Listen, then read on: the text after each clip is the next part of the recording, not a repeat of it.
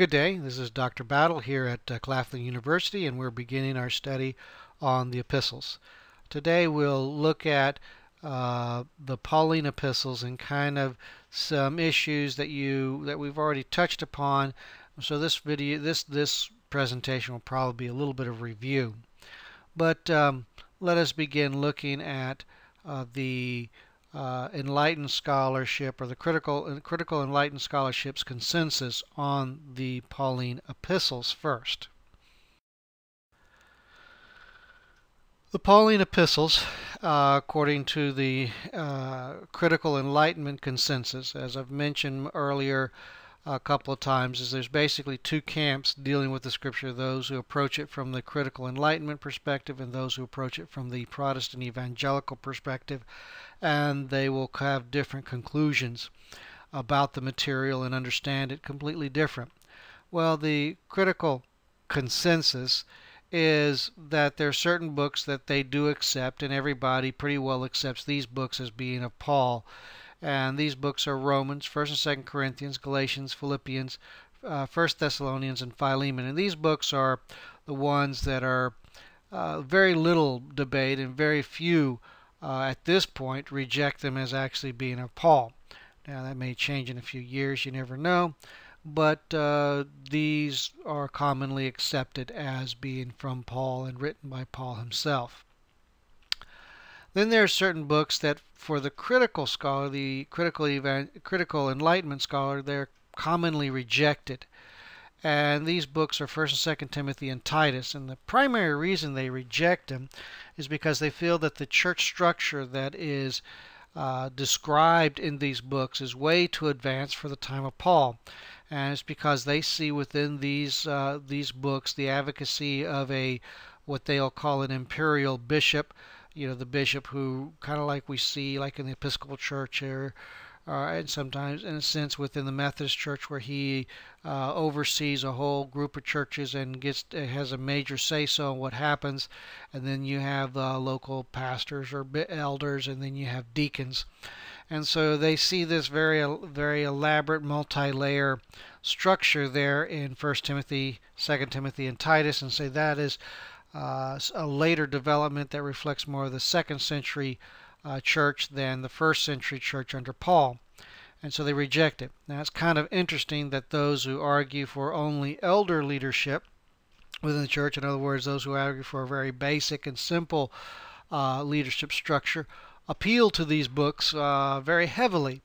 So there may not those who reject these books because of the hierarchical structure that they see in there may be seeing more than what the text says, because first of all, none of these books really tell us what the duties and authorities are for each church office. The only thing that tells us is that these church offices you have the qualifications, and they're mainly moral qualifications that we would expect from most any Christian.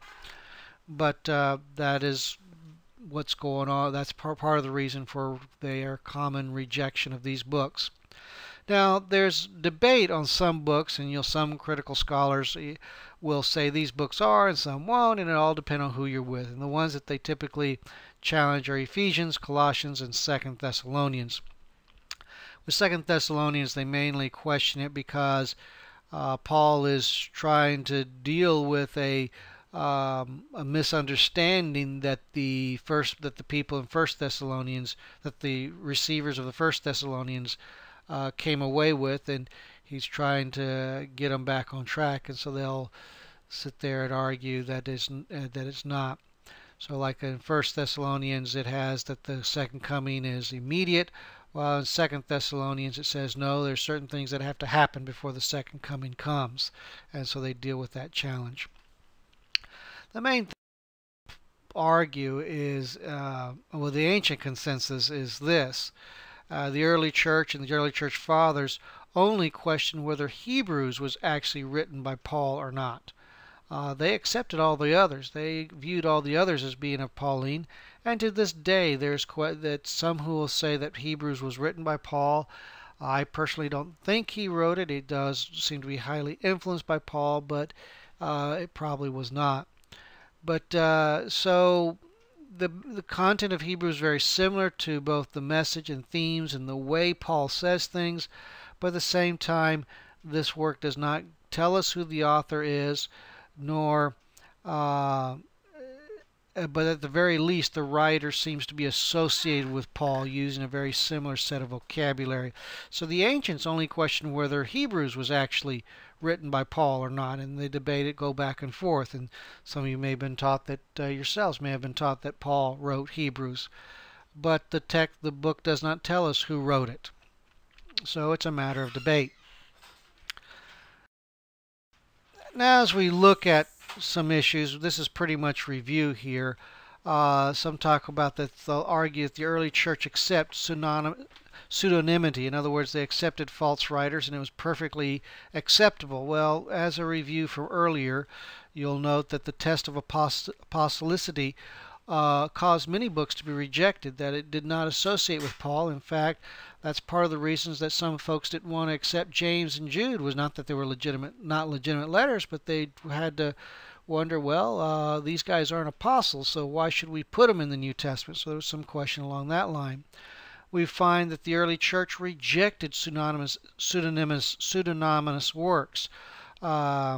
These works were because of false names. Now you've already seen this, but Tertullian, the reports of a bishop who was removed from office because he wrote a work pseudonymous. He wrote it in the name of Paul, and when the church found out that he had written an epistle in the name of Paul, they basically removed him from office. Now he could attend church, but he could no longer be in church leadership. And we find the same thing happening earlier. Also, or about the same time, with Serapion. He reports, the Bishop of Antioch, he basically pointed out that the Gospel of Peter was not written by Peter and therefore should not be considered authoritative canon. So we find the early church was very sensitive on the issue of a false writer, and if they determined something was written by that somebody had put a false name to a book, they would reject it, not accept it. And that's what the historical facts is, regardless of what you hear some people out of North Carolina saying. And so we find that these, in fact, there are many works that are rejected because they were synonymous. In fact, we call them the pseudepigrapha, the false writing, and they've been collected together and they've been rejected altogether. And on the other hand, as I've pointed out earlier, is that there are many great works from the church fathers, what we call the apostolic fathers, whom we would view as good works, but they were kept from the canon because they were not written by apostles. So just, I know the Enlightenment critical want to reject these books, but the more traditional understanding seems to have a much stronger historical case.